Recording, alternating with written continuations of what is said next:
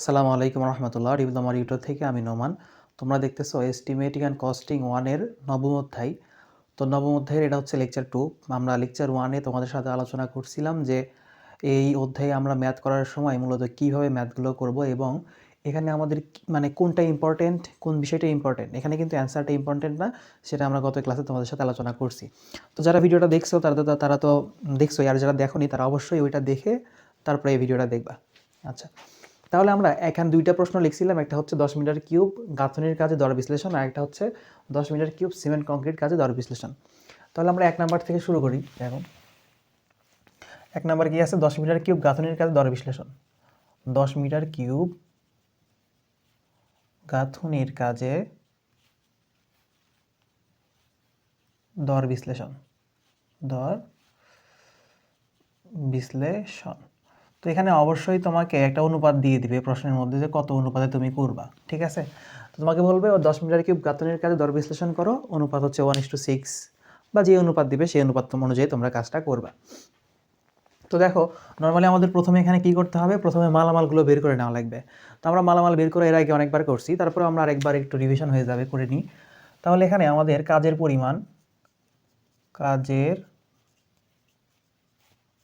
পরিমাণ কত? Is equal to 10 metre cube, তাই না? তাহলে আমরা ড্রাই ভলিউম কতটুকু পাবো এখান থেকে? দেখো, এটা কিসের কাজ করতেছি? গাঁথনির কাজ। তো তোমাদের কিন্তু এখানেই ভুল হয় যে 1.5 আর হচ্ছে 0.35। গাঁথনির কাজ ব্যতীত সবগুলো কাজে আমরা কি বলছিলাম? 1.5 দ্বারা গুণ করতে হবে। শুধুমাত্র গাঁথনির কাজটাই হচ্ছে 0.35 দ্বারা গুণ করতে হয়। তাহলে এখানে 10 ইন্টু 0.35, তাহলে হচ্ছে 3.5 মিটার কিউব, তাই না? তাহলে আমরা কি এরপরে কি করি? সামেশন রেশিও, অর্থাৎ অনুপাতের যোগফল। তো অনুপাত এখানে 1 + 6 ইজ ইকুয়াল টু 7। তাহলে প্রথমে আমরা ইট বের করি, ব্রিক, BRICK। আচ্ছা, যেহেতু বাংলায় লিখবো এদিকেও, এখানে বাংলায় লিখি ইট। তো ইটের পরিমাণ কতগুলো হবে? আমরা এখানে যে কাজের পরিমাণটা আছে আমরা জানি 1 মিটার কিউব কাজ করতে আমাদের 410টি করে ইট লাগে। তাহলে আমরা 10 ইন্টু 410 করে দিই, 10 ইন্টু 410। তাহলে এখানে হবে 4100টি। তাহলে ইট পাইলাম 4100টি। এরপরে আমরা কি পাবো? বালি, সিমেন্ট পাবো না? সিমেন্ট। তো সিমেন্ট, তো আমরা এখানে কি করি? নর্মালি ড্রাই ভলিউম যেটা বের হয় সেটা আমরা উপরে রাখি 3.5, আর মোট ভাগ সংখ্যা কত? 7 দ্বারা ভাগ করব, ইন্টু এই যে এখানে যে 1টা আছে সেটা কিসের জন্য? সিমেন্টের জন্য না? সিমেন্টের জন্য না, বলো? এটা কিন্তু সিমেন্টের জন্য। তাহলে এটা হবে 1 ইন্টু, যেহেতু আমরা ব্যাগে বের করি, কত দ্বারা গুণ করব? 30 দ্বারা। সম্ভবত এটা 15 বের হবে, তারপরে একটু ক্যালকুলেশন করে দেখাই তোমাদের।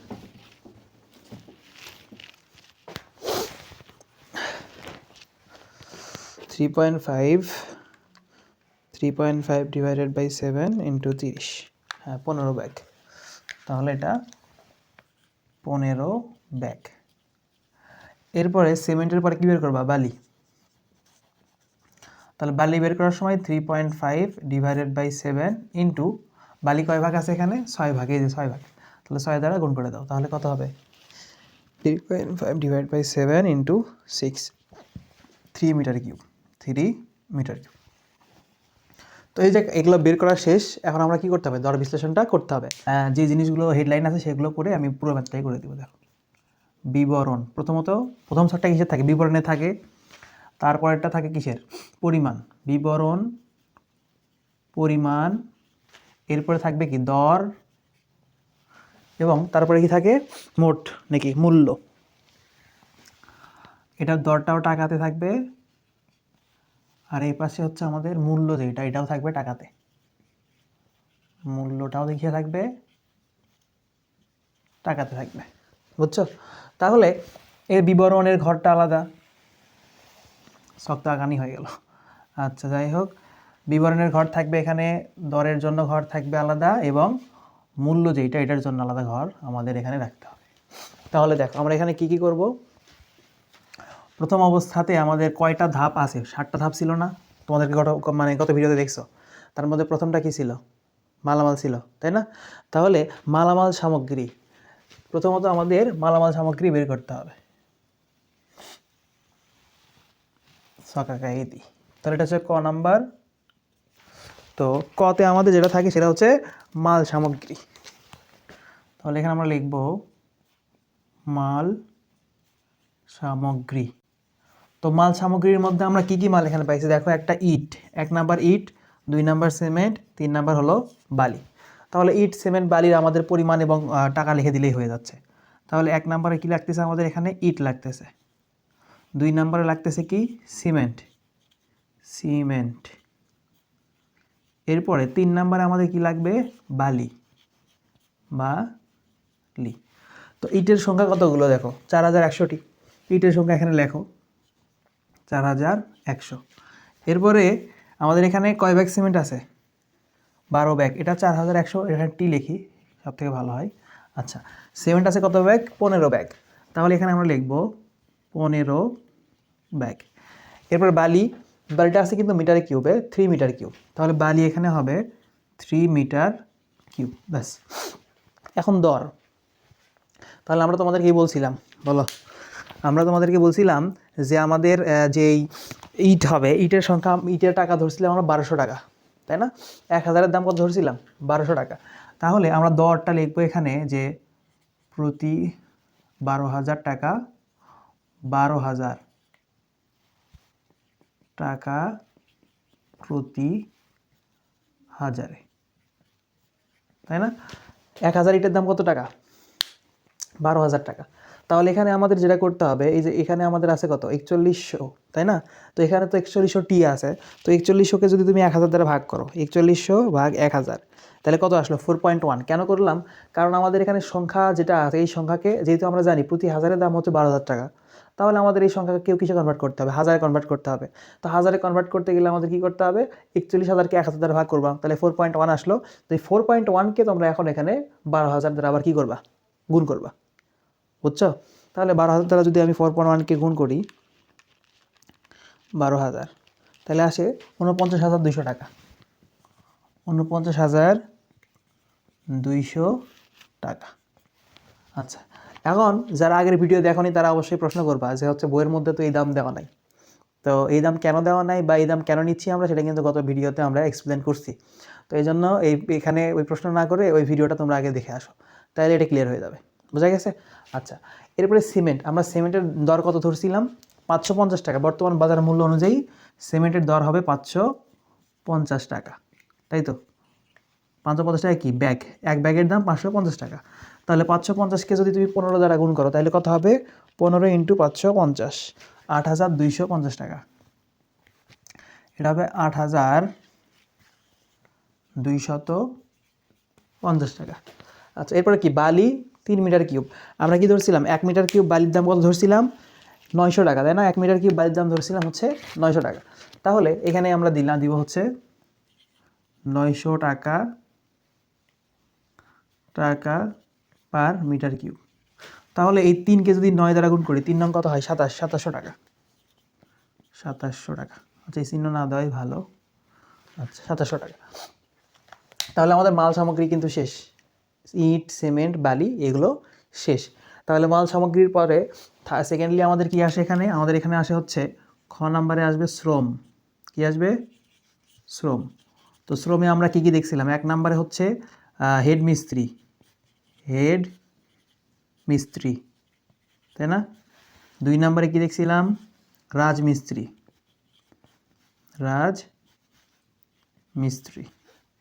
3 নাম্বার হবে হচ্ছে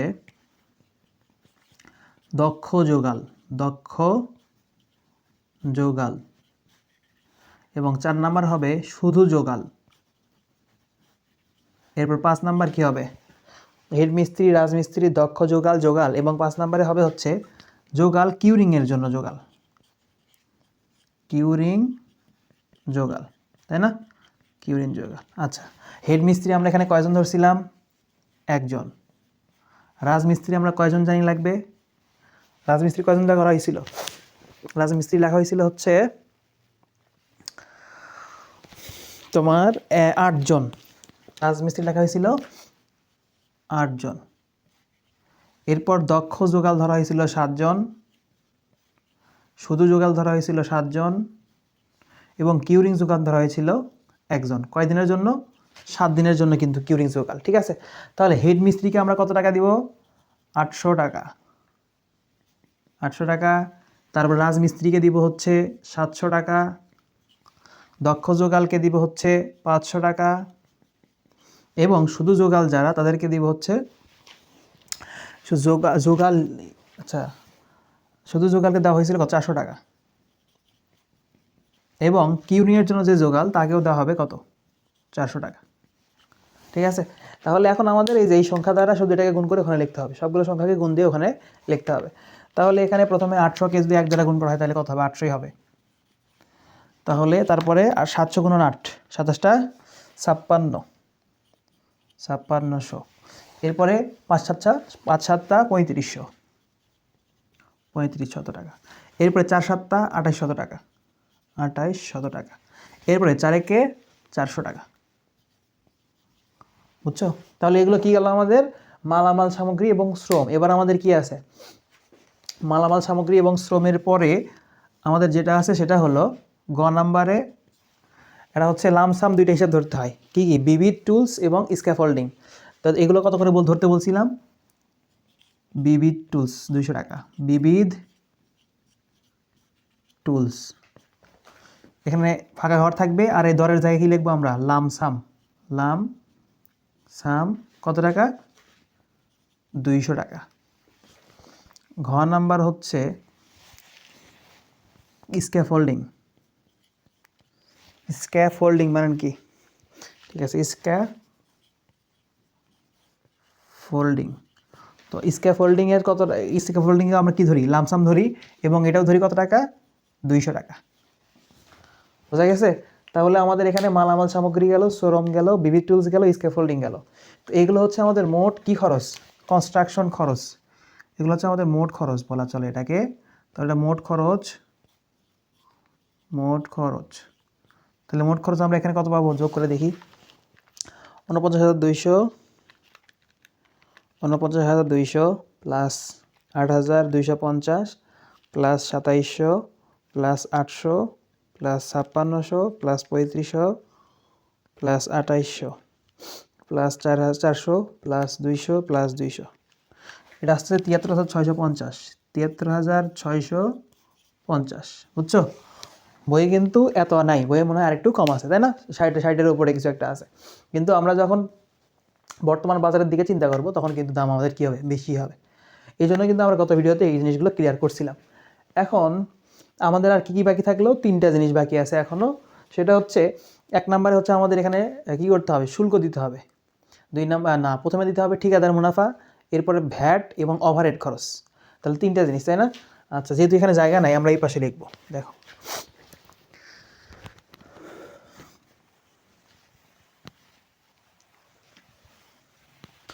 তো এখান থেকে আমরা সেম শখটা এই পাশে আঁকালাম। তোমাদের তো জায়গা থাকবে, তোমরা এক পেজের মধ্যেই করবা মূলত, যেহেতু নিচে জায়গা হচ্ছে না এই জন্য এই পাশে নিলাম আর কি। তাহলে এখানে মোট খরচ যেটা আছে সেটা হচ্ছে 73,650। তাহলে ধরো এটা এখানেই আছে, মোট খরচ 73,650। তাহলে আমরা কাজ করছি কয়টা? 4টা, আমাদের আরও 3টা বাকি আছে, তাই না? তো 3টা কী কী দেখো? একটা হচ্ছে ঠিকাদার মুনাফা 10%, ওভারহেড খরচ 3.5%, আর ভ্যাট 4.5%। তাহলে এটা নর্মালি আমরা সহজ পদ্ধতিতে করব, আর যারা একটু জটিল পদ্ধতি চাচ্ছ তাদের জন্য আছে সামনে। দেখো, তো ঠিকাদারের যে মুনাফা 10% সেটা এই যে মোট খরচ থেকেই, মূলত এখানে প্রথম 2টা, মূলত 3টাই আমরা মোট খরচ থেকেই ভ্যাট বের করতে পারি। তাহলে মোট খরচ আমাদের 73,650। তাহলে 73,650-এর যদি আমরা 10% করি তাহলে কত হবে? 7365, তাই হবে না? ক্যালকুলেটর করলেই বুঝবা। কারণ হচ্ছে আমরা যখন এই মানটাকে পার্সেন্টেজ করব তখন এটার সাথে আমাদেরকে কী করতে হবে? 0.10 গুণ করতে হবে, বা 73,650 ইন্টু 10/100, তাই না? পার্সেন্টেজকে ভাঙাতে হলে কত দ্বারা ভাগ করতে হয়? 100 দ্বারা ভাগ করতে হয়। তাহলে এখানে আসলে আমাদের 7365। এখন ওভারহেড খরচ এটা গেল। এবার ওভারহেড খরচ হচ্ছে 3.5%। তাহলে আমাদের যেটা মান থাকবে, এই যে 73,650কে আমাদের 3.5/100 দ্বারা গুণ করতে হবে।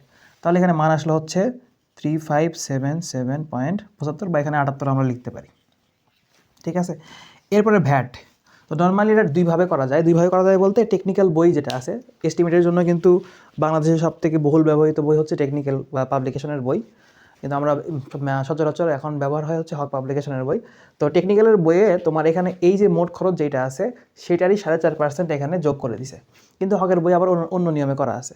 তো এটা সবথেকে সহজ নিয়ম এবং এটাও সঠিক একটা নিয়ম, কারণ তুমি একটা এই নিয়মে যদি ম্যাথ করো তাহলে ফুল মার্কই পাবা। আর এটা একটু জটিল, ওটা আমি দেখাবো, কিন্তু সহজটা আগে তোমরা করো। দেখো তাহলে এটাকে আমরা কত দ্বারা গুণ করবো? 4.5% না, তাহলে 73650 ইন্টু 4.5 ডিভাইডেড বাই 100, এটা আসতেছে 3315 টাকা লিখলাম আমরা, 3315 টাকা। এখন এই যে সবগুলো যোগ করে দিলে যেটা হবে সেটা আমাদের সর্বমোট খরচ।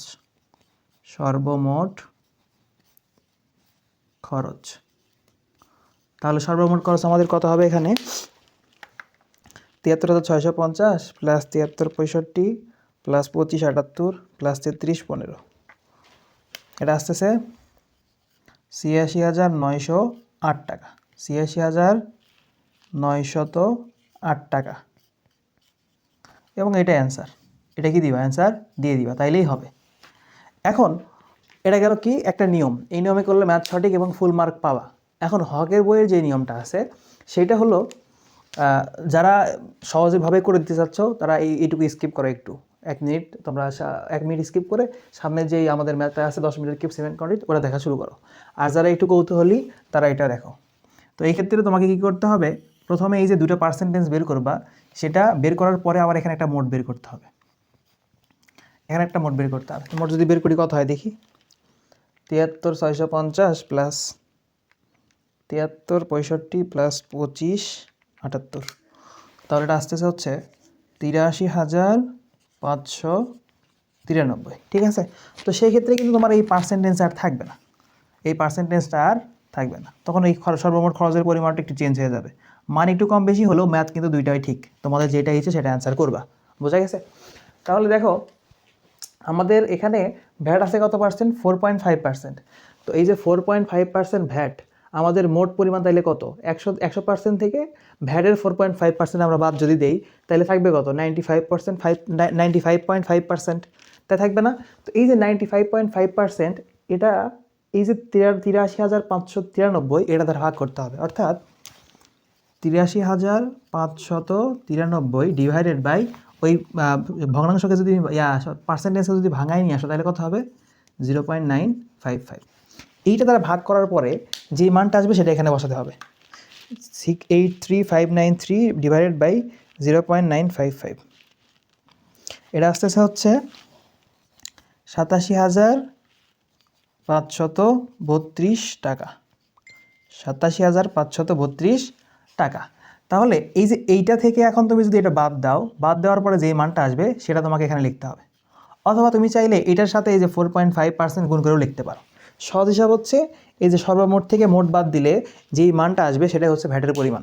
তো সর্বমোট থেকে আমরা মোট বাদ দিই 87,532 মাইনাস 83,593, এটা 3939। বোঝা গেছে? তাহলে এটা হচ্ছে দুইটা নিয়মেই সঠিক, যার যেটা মনে চায় সে সেটা করতে পারো। আচ্ছা, এটা গেল আমাদের কি 1 নাম্বার, যে 10 মিটার কিউব গাঁথনির কাজে দর বিশ্লেষণ। এবার আমরা 2 নাম্বারটা দেখি। দেখো আমরা এইটুকু মুছাবো না, কারণ ওইটুকু আমরা সেম কাজই আছে, তোমরা জানো। আমি শুধু মালামালের পরিমাণ বের করে দিই, আর এই পাশে কী কী চেঞ্জ হবে সেগুলো তোমাদের দেখে দিই, তাহলে তোমরা পরবর্তী অংশে এমনি পারবা। দেখো তো নর্মালি কিন্তু এই যে এই 10 মিটার কিউব যে সিমেন্ট কংক্রিটের কাজ, এটার ক্ষেত্রেও অনুপাত দেওয়া থাকবে। ধরলাম এটার ক্ষেত্রে অনুপাত দেওয়া আছে 1:2:4, 1:2:4 অনুপাত দেওয়া আছে। তাহলে আমাদের ভলিউম বা কাজের পরিমাণ কতটুকু? কাজের পরিমাণ is equal to 10 metre cube, তাই না? আচ্ছা, এরপরে কি ড্রাই ভলিউম আমরা বের করি এখান থেকে। ড্রাই ভলিউম আমরা কি দ্বারা গুণ করবো? ইটের গাঁথনি বাদে যে কোনো কাজে 1.5, তাহলে 15 মিটার কিউব। এরপরে সামেশন রেশিও, অনুপাতের যোগফল কত? 1 + 2 + 4, 4 আর 2 6 আর 1 7। এরপর আমরা কী বের করবো? সিমেন্ট কীভাবে বের করি আমরা? মোট আয়তন কত আমাদের এখানে? ড্রাই ভলিউম 15, মোট ভগ্নাংশ হচ্ছে 7। এখানে সিমেন্টের জন্য কত আছে? 1 ইন্টু আমরা বস্তায় কনভার্ট করার জন্য কত দ্বারা গুণ করি? 30 দ্বারা। আচ্ছা, তাহলে এটা হয় 60 ব্যাগ হবে, না 60 ব্যাগ একটু বেশি হবে, ইন্টু 30, 64.28 বা 65 ধরা যায়, 64.28 28 বা এটা আমরা 65 ব্যাগ ধরে নিতে পারি। ঠিক আছে, এরপরে সিমেন্টের পরে কি আছে আমাদের? স্যান্ড বা আমরা বালি লিখি, বালি। তো বালির পরিমাণ আমরা কীভাবে বের করবো? 15 ডিভাইডেড বাই 7 ইন্টু, এখানে বালির অনুপাত কত? 2। এই যে 1টা হচ্ছে সিমেন্টের জন্য, 2টা বালির জন্য এবং 4টা হবে খোয়ার জন্য। এটা তোমরা জানো, এটা আগেই করা হয়েছে। তাহলে 2 ইজ ইকুয়াল টু কত হয় দেখি? 7 ভাগ ইন্টু 2, এটা হচ্ছে 4.28 মিটার কিউব। 4.28 মিটার কিউব, বুঝছো? আচ্ছা, এরপরে আমাদের কী বের করতে হবে? খোয়া। খোয়া। তো খোয়ার পরিমাণটা আমরা কীভাবে বের করব? এই যে 15 ডিভাইডেড বাই 7 করব ইন্টু কত? এই যে খোয়ার জন্য 4 দ্বারা গুণ করো, তাহলে কত হবে? এটা হবে 8.57 মিটার কিউব। তো মালামালের পরিমাণ যখন বের হয়ে যাবে তখন তোমরা কী করবো? এই যে ইট যেখানে আছে, এই ইটটা মিশাই দিয়ে এখানে আমরা কি লিখবো? শুধু খোয়া। মানে সব কিছু সেম থাকবে। কাজের তোমরা এটা কিন্তু ছক নতুন করে আবার নতুন করে তোমরা করবা। আমি যেহেতু একটা ছক আঁকাইছি এখানে আমি করে দিচ্ছি এই জন্য। দেখো, তাহলে এখানে এটার জায়গায় লিখবো হচ্ছে খোয়া, ইটের জায়গায় খোয়া লিখবো। এবার এই যে 4100 ইট ছিল, এটা কেটে দিয়ে আমরা কি লিখবো এখানে? আমাদের পরিমাণ কত? এই যে খোয়ার পরিমাণ হচ্ছে 8.757 মিটার কিউব। তাহলে 8.57 মিটার কিউব, বোঝা গেছে? তারপরে এই যে 12,000 টাকা প্রতি হাজারে ইটের দাম, এটা কেটে দিয়ে আমরা লিখবো হচ্ছে 300 টাকা পার মিটার কিউব। এবং এই দুইটা গুণ করে যে মানটা আসবে সেটা আমরা আবার এখানে লিখে দিব, তাহলে এটা চেঞ্জ হয়ে যাবে, তাই হবে না? এরপরে যে সিমেন্টের জায়গায় 15 ব্যাগের জায়গায় আমরা লিখবা হচ্ছে 65 ব্যাগ। বালি 3 মিটার কিউব হয়েছে, এখানে ছিল 3 মিটার কিউব, কিন্তু এখানে কত? 4.28 মিটার কিউব। তাহলে এই যে মানগুলো শুধু এখানে বসে দিতে পারবা না? পারবা তো, তাই না? তাহলে চেঞ্জ কোনটা হচ্ছে?